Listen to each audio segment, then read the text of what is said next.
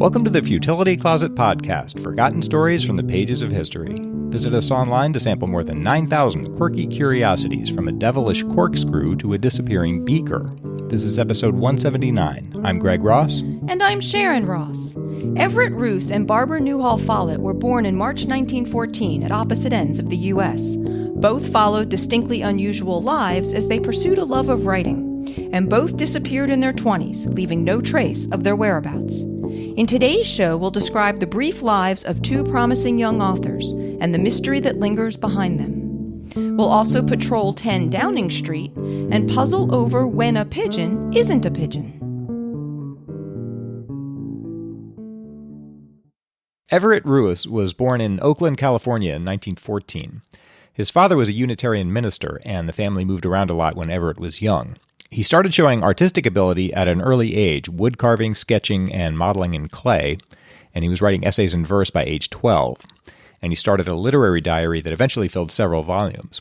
He went to Los Angeles High School and then on to UCLA, but he dropped out after just one semester. He wrote to a friend, "I'm glad I went, but I'm glad it's over." That's because he already knew what he wanted to do. He'd gone on his first camping trip at 13, and in high school he'd started hitchhiking up the California coast. He'd fallen in love with the beauty of the American West, a beauty that he found so intense that he almost couldn't bear it. He wrote, "Much of the time I feel so exuberant I can hardly contain myself. The colors are so glorious, the forests so magnificent, the mountains so splendid, and the streams so utterly, wildly, tumultuously, effervescently joyful that to me at least the world is a riot of sensual delight." He called this such utter and overpowering beauty as nearly kills a sensitive person by its piercing glory.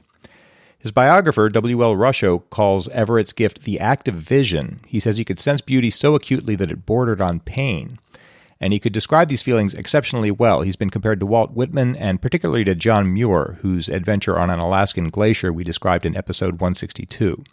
Both of them found the wilderness so captivating that they wanted to spend as much time as possible there. Wallace Stegner wrote, "If we laugh at Everett Ruess, we shall have to laugh at John Muir because there was little different between them except age."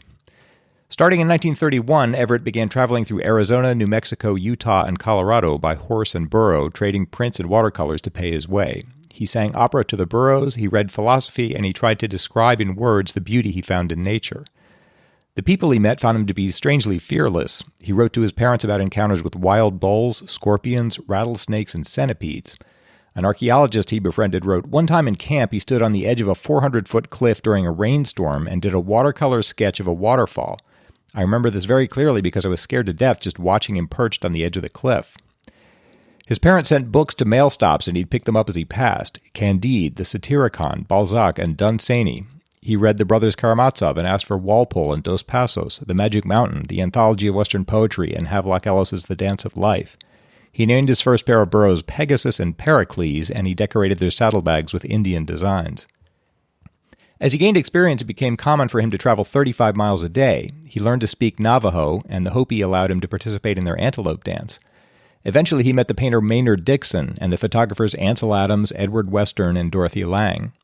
He traveled virtually without money, and he spent his days without much food, comfort, or companionship because he found that most people couldn't understand his sensitivity or why he was choosing to live this way.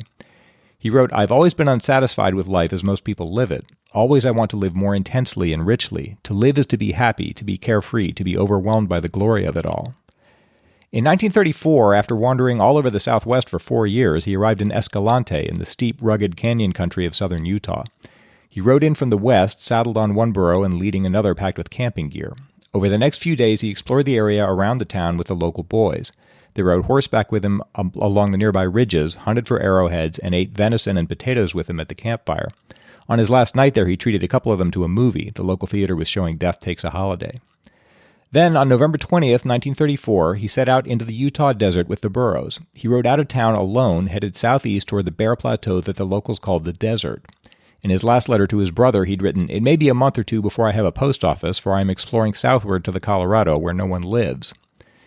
2 young men met him on his way out of town. They thought he didn't have enough supplies to spend 6 weeks in the high desert in winter. They could see no stove or tent, and they thought he had too little food, but he said, "I don't need very much." After a week, he'd travel 50 miles, and he met a couple of sheep herders and spent 2 nights with them. Then he left, prodding his burros southward. He was never seen again. Nearly 4 months passed before anyone organized a search. His parents received a packet of letters that they'd sent to him, now returned as unclaimed, and they raised the alarm. The Los Angeles Evening Herald broke the news that he was missing, and it became a national drama. The Los Angeles Police Department issued a bulletin with a photo of Everett taken by Dorothea Lange. Searchers from Escalante started at the location of the sheepherder's campfire, and after several false starts, they entered Davis Gulch, a canyon of the Escalante River, following an old livestock trail. They found a corral made of brushwood that held Everett's 2 burros, which were still fat and healthy. Further down the gulch, they found what seems to have been his last camp, with some empty cans of condensed milk, candy wrappers, and marks in the dirt where he'd laid his bedroll. But everything of value that he'd owned was missing, including the bedroll, his clothing, food, camping gear, saddle, gun, books, sketching and painting materials, and his 1934 journal. And it wasn't clear how he could have carried all of that out of the canyon without the help of the burros. On some Anasazi ruins, they found the inscription Nemo 1934 carved in Everett's handwriting, which was odd because he generally disapproved of marking the wilderness. Nemo in Latin means no one. Everett's parents explained that in the desert he had read the Odyssey, and at one point Odysseus identifies himself as no one. His father also thought he might have been thinking of 20,000 Leagues Under the Sea, in which Captain Nemo is an explorer who hates civilization. So there are all kinds of guesses as to what happened to them, but no one really knows. Perhaps he wandered away from his camp and died of hunger and thirst, or drowned in a flash flood, or sank in quicksand. Maybe he was murdered by a renegade Indian in the desert.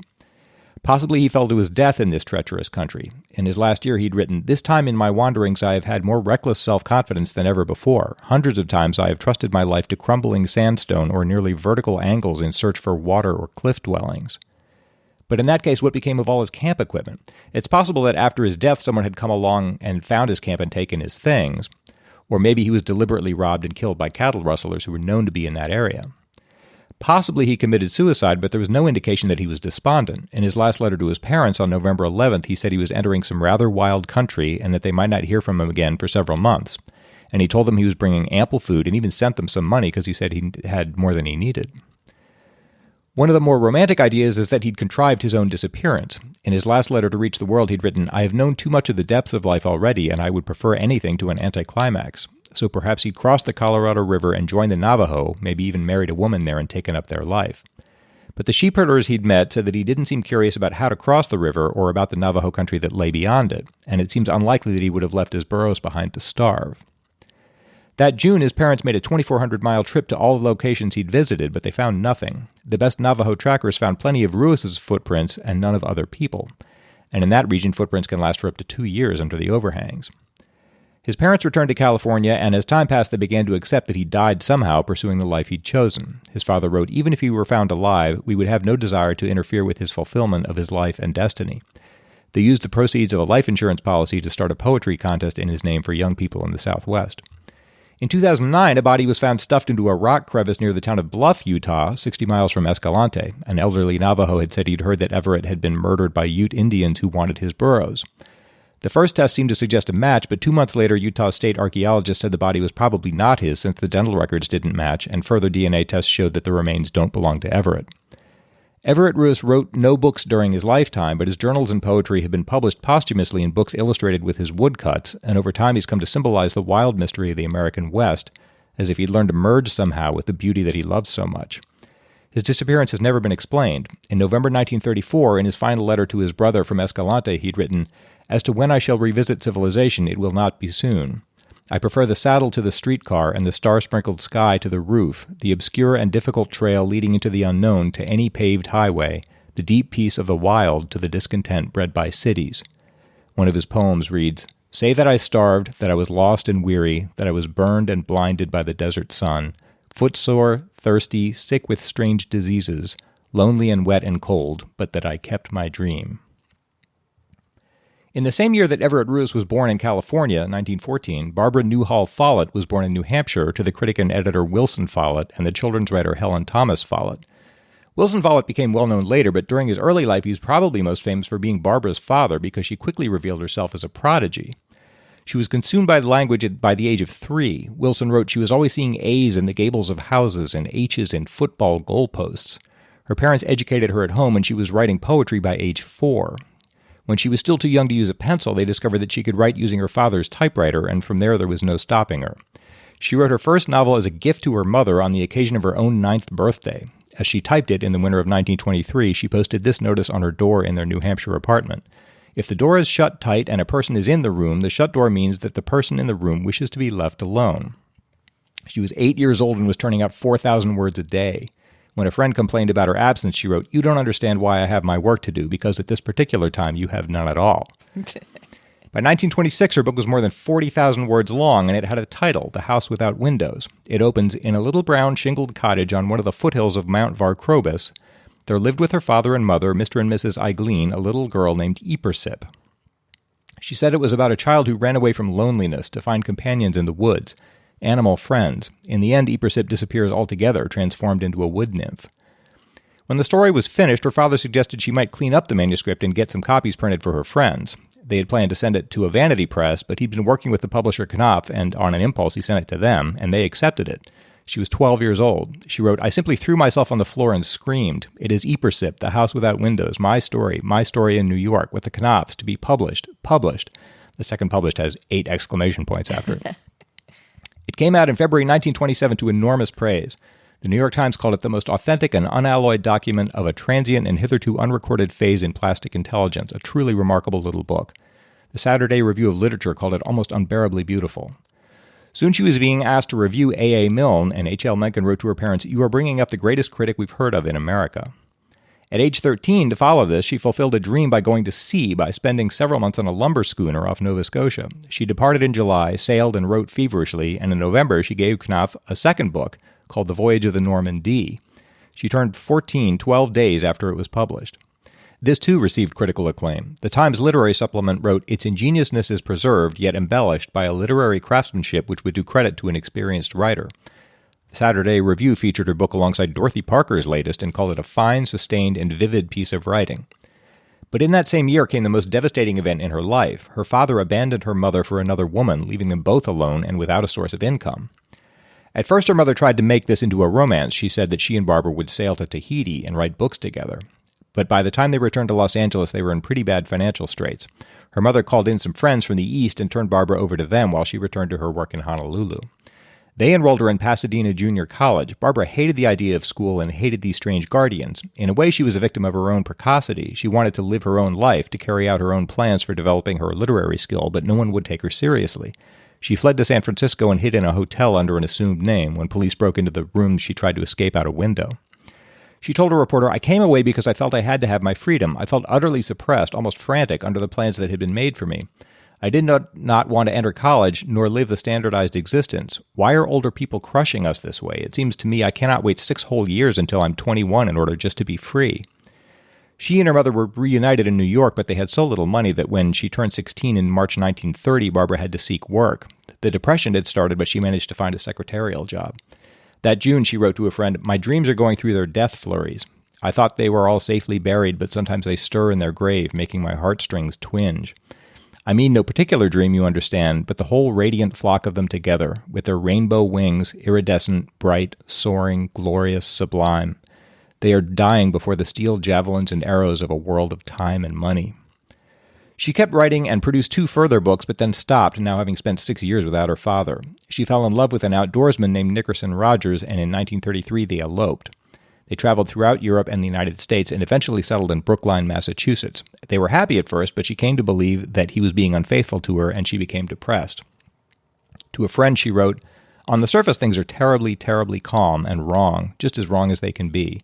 I am trying, we are both trying. I still think there's a chance that the outcome will be a happy one, but I would have to think that anyway in order to live, so you can draw any conclusions you like from that." That was her last letter. In the early evening of Thursday, December 7th, 1939, she walked out of her Brookline apartment after a quarrel with Nick. She didn't even take her purse. She was never seen again. Her husband didn't report her disappearance for 2 weeks. He said he was waiting for her to return. He waited another 4 months before asking that a missing persons bulletin be issued. That was nondescript and issued under her married name, so the media largely didn't realize that Barbara Newhall Follett was missing until 1966, when her mother co-authored an academic study about the disappearance. For a while, it was thought she'd run away, perhaps to her friend in California. When she didn't return, it was thought she'd assumed a false identity. She seemed too vibrant to have killed herself. In May 1941, her father published an open letter to her in the Atlantic Monthly called "To a Daughter, 1 Year Lost," but she didn't respond. In 1952, 13 years after her disappearance, her mother began to insist on a more thorough investigation, and she began to suspect the husband after she found he'd made so little effort to find her. But no body was ever found, nor was there any evidence of foul play. The date and circumstances of Barbara's death were never established, and to date no one has ever explained what became of her. Barbara Follette had probably never heard of Everett Ruess, but they were the same age, and both wrote continually about shunning a conventional life, and about leaving the mundane world behind and finding happiness on their own in some transcendent new existence. It's just possible that both of them achieved this somehow, but it appears we'll never know.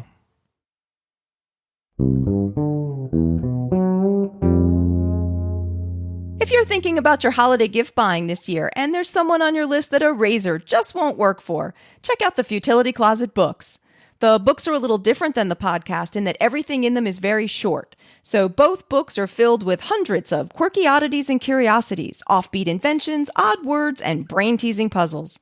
Perfect for anyone who would enjoy learning about an invisible student at Georgia Tech or a baby carriage modeled after a tank. Look for them on Amazon and discover why other readers have called them a fascinating compendium of interesting bits of information and fun books that can really be enjoyed by all. I have some updates on the subjects of bears in cars and bears and doorknobs, as we've discussed in episodes 164, 168, and 172, for those who want to catch up on this apparently very rich topic. Kevin Smith sent us a link to a story about a woman finding 3 bears in her car. And of course, it happened in Colorado. I've mentioned before that Colorado really seems to be overrepresented in bear incidents. This one happened on October 2nd in Lake City, Colorado, when Liddy Breeden went to her car that she'd packed the night before for a drive back to Texas and was quite shocked to discover a mother bear and 2 cubs sitting on top of all of her stuff, eating all of the food that she had packed. The bears eventually departed after finishing the food, leaving all of Breeden's things and the vehicle in a certain amount of disarray and smelling strongly of bear. The news site that ran this story apparently has a running feature that this story was a part of, giving this story the tagline, "And that is the most Colorado thing we saw today," which really does not inspire me to want to go to Colorado anytime soon. I'm surprised you could fit 3 bears in a car. Yeah, it was like a sports utility vehicle. I mean, it was Still. or a van, or I'm not really good with my vehicles, but it was larger than a regular car. But yes, it was pretty full of bear. And apparently it's not just bears getting in where they shouldn't be. Matt Turfree wrote, "Hello, Sasha." We don't even get any billing anymore. It's just "Hello, Sasha. I have listened to all your podcasts. I have devoured many unsolved mystery books in the past and happy to hear you cover stories I have never come across. Below is a link from the Australian ABC about 6,000 camels plaguing outback towns in 2009. The article has a photo of a camel opening a door with its mouth. There was a drought that year and thirsty camels were desperate for water. I listened to your podcast in Fremantle, Western Australia, as I design luxury super yachts while looking at a dry-docked submarine.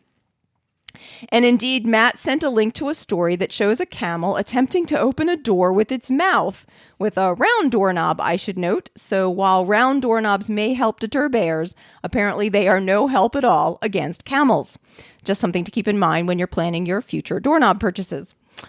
We had talked in episode 7 about how camels were introduced into Australia in the 19th century to be used for transportation, but they were mostly released into the wild once the railway systems were completed. Due to a lack of natural predators and a long lifespan, the feral camel population took off, and it has really become an ongoing issue for Australia, though that's not a country that I think many people usually associate with camels. Yeah. The article that Matt sent a link to has some great quotes, like a Northern Territory local government minister, Rob Knight, saying, "The community of Docker River is under siege by 6,000 marauding wild camels."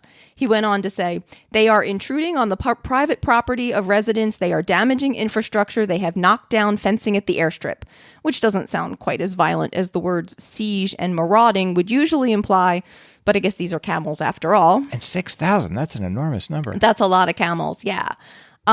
Graham Taylor, the chief executive of the local shire, agreed with Knight's assessment, even though I had a little trouble with it, saying, "I think the words under siege are good words because it talks about people being stuck in their homes and looking out and seeing just numbers of camels at your front door.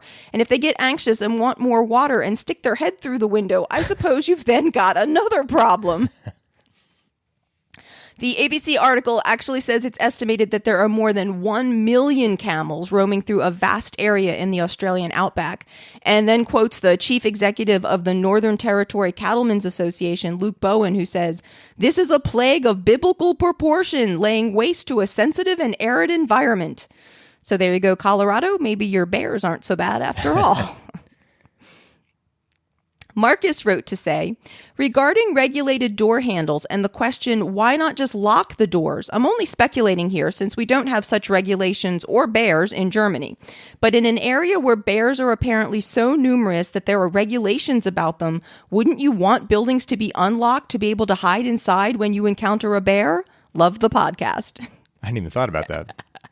So I had speculated, why don't you just lock the doors and then the bears can't get in, right? But you could be locked outside with a bear. With a bear. And James Pattison wrote, all the talk about doors and handles reminded me that the front door of the British Prime Minister's residence at 10 Downing Street doesn't have a handle on the outside. From Wikipedia, the door cannot be opened from the outside. There is always someone inside to unlock the door. I don't think it's anything to do with bears or arthritic prime ministers, though, or fears about former prime ministers, arthritic or otherwise, breaking in. And James sent a link to an article in the Telegraph called QI, Quite Interesting Facts About 10 Downing Street, and closed with, in case you're wondering, I live in a lever-handled house in a bear-free part of England. The article James sent did have a number of interesting facts about 10 Downing Street, such as that the last private resident was called Mr. Chicken, although apparently nothing more is known about him than that, and that he moved out in 1732. Also, number 10 Downing Street is apparently one of the most heavily guarded buildings in Britain. As James said, the front door doesn't have a handle, so it can't be opened from the outside by people, bears, or camels. And you can't enter the building without passing through a scanner and a set of security gates manned by armed guards. However, according to the article in the Telegraph, even with all this security, in the first 5 years after Tony Blair became Prime Minister, 37 computers, 4 mobile phones, 2 cameras, a mini disc player, a video recorder, 4 printers, 2 projectors, and a bicycle all managed to be stolen from the site. So it seems to me like maybe they need to focus some of that security on the people exiting the building. And as interesting as all the various facts are about this particular address, the very best fact is that number 10 Downing Street has an official chief mouser, with the office currently being held by Larry. According to the gov.uk website, Larry spends his days greeting guests to the house, inspecting security defenses, and testing antique furniture for napping quality. His day-to-day responsibilities also include contemplating a solution to the mouse occupancy of the house. Larry says this is still in tactical planning stage. And there is a whole Wikipedia page dedicated to the chief mouser to the cabinet office. We're trying to keep that information from Sasha, as she does not have a Wikipedia page, though I would say that she very ably fills the role of chief mouser for our household. And as far as we know, does it brilliantly. As for this very important British feline position, there have actually been a number of political intrigues surrounding it in recent years. For example, in November 1997, 6 months after the Labour Party's Tony Blair became Prime Minister, rumors started swirling that Humphrey, the chief mouser who had been serving in his post since 1989, had been put to sleep. Officials announced that the kitty had been retired due to health problems and that he was peacefully recuperating in a quieter environment.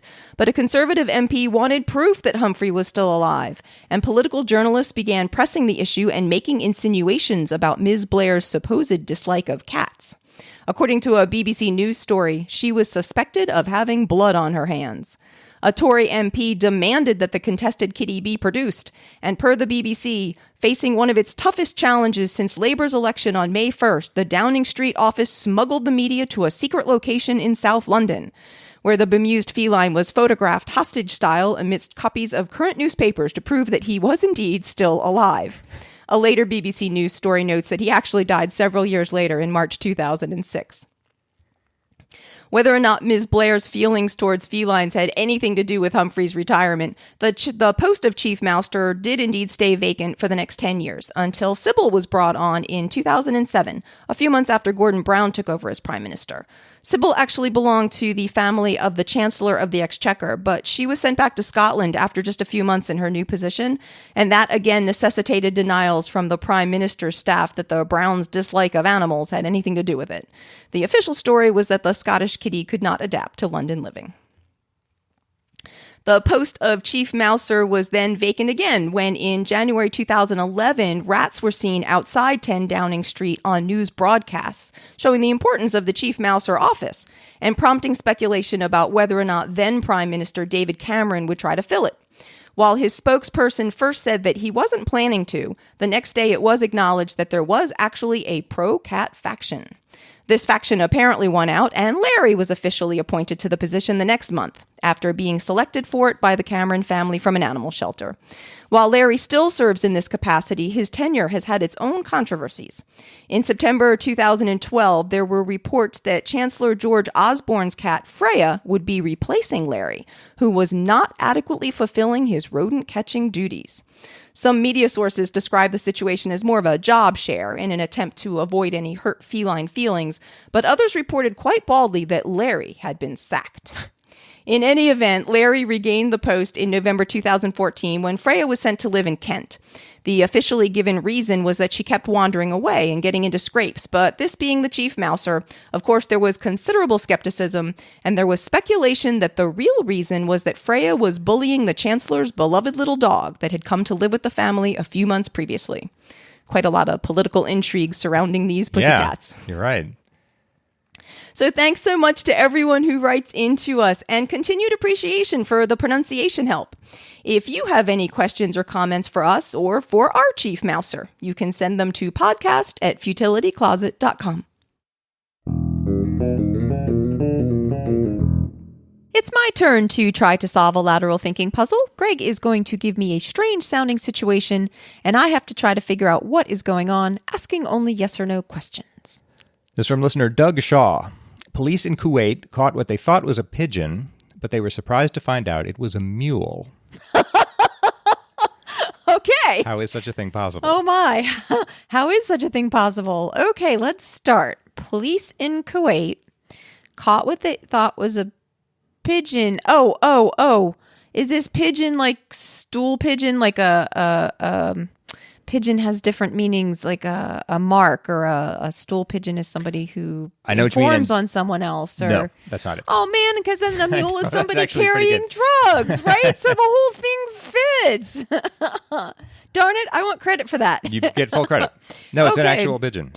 They thought they caught a pigeon, as in a bird, and they found that they had a mule, as in something vaguely resembling a horse. No. Nah, the mule is not something resembling a horse. A mule is in a kind of a shoe. There's a shoe called a mule.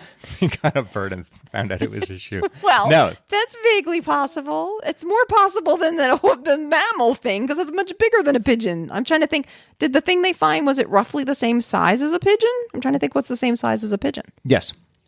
See, a mule isn't actually the same. I mean, whatever. It's true. Very different size. Unimpeachable. Okay. So they what they had was a mule, which is not an equine type animal. Right. But I have to guess what a mule is. Right. Oh my goodness. And I've already come up with two different definitions of mule, neither of which worked. So I have to come up with a third somehow. But it's roughly pigeon-sized, whatever it is. So is this something that you would more tend to find in Kuwait than in other places? No. Is this something that would be normally connected to law enforcement? These are my only clues. I've got police in Kuwait, so I'm trying to make whatever I can of them. The thing they found? The thing they found. No, I wouldn't say so. Okay, so what do you call a mule? Well, retest what you think you know. I think maybe we've crossed our wires here. Maybe we've crossed our wires here. They thought they caught a pigeon. Yep. Meaning a bird. Yes. And then they ended up getting something that wasn't a bird. When you right? No. Oh, it was a bird. There's a bird called mule? No. Okay. They caught a bird. Yes. It was not a pigeon. That's false. They caught a bird that was a pigeon. Yes. But it somehow was also, a mule, like a drug mule, like I was thinking in the first place. Yes. Ah, it just wasn't a human drug mule. Somebody stuffed drugs in a pigeon. Yes. Doug writes, I'm indulging, well, not in the pigeon. I'm indulging in a little ambiguous wording here. The pigeon was caught with a tiny backpack on it full of drugs. Seriously? A little backpack? People were taking homing pigeons from Kuwait to Iraq, then strapping on drug-filled backpacks to the pigeons, making them into drug mules, and then flying the drugs back into Kuwait. The tiny backpacks are adorable in the picture. I'll put a link in the show notes. Basically, in May 2017, Kuwaiti customs caught a pigeon flying from across the border from Iraq into Kuwait. It was wearing a tiny backpack that contained 178 pills. Oh, my. Wow. Okay. Thank you, Doug, for sending that in. The things you would never think of. Well, that's really creative. I mean, even if they catch the person who's doing that, they deserve some credit for coming up with that in the first place. Thanks to Doug for that puzzle. And if anybody else has a puzzle they'd like to send in for us to try, you can send it to us at podcast@futilitycloset.com. Futility Closet is a full-time commitment for us. If you would like to help support the celebration of the quirky and the curious that is Futility Closet, you can find a donate button in the support us section of the website at futilitycloset.com. Or you can join our Patreon campaign where you'll get outtakes, extra discussion on some of the stories, more lateral thinking puzzles, and updates on Sasha, the very diligent Futility Closet Chief Mouser. Find that at patreon.com/futilitycloset or see the website for the link. At the website, you'll also find over 9,000 bite-sized distractions, the Futility Closet store, more information about our books, and the show notes for the podcast with the links and references for the topics we've covered. If you have any questions or comments for us, you can email us at podcast@futilitycloset.com. Our music was written and performed by Greg's incredible brother, Doug Ross. Thanks for listening, and we'll talk to you next week.